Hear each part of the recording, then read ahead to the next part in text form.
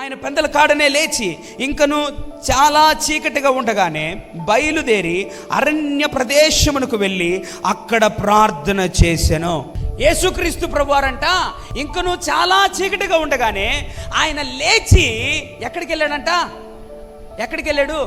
అరణ్య ప్రదేశానికి వెళ్ళాడు ప్రార్థన చేయటానికి. అరణ్యానికి వెళ్ళాడు ప్రార్థన చేయటానికి. అబ్బో ఎంత ఆశ!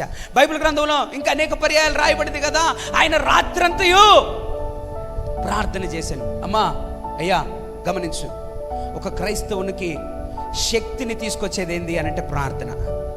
Prayer is a power. Prayer is a power.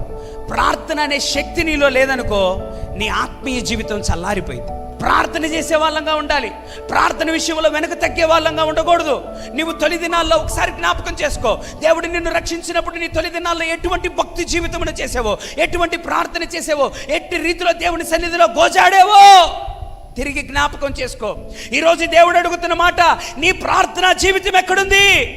నువ్వు ప్రార్థనలో ఎక్కడున్నావు అని దేవుడు అడుగుతున్నాడు. దేవుడు అంటున్నాడు, నేను ఎడతెగక ప్రార్థన చేయమన్నాను కదా, నువ్వెక్కడున్నావు?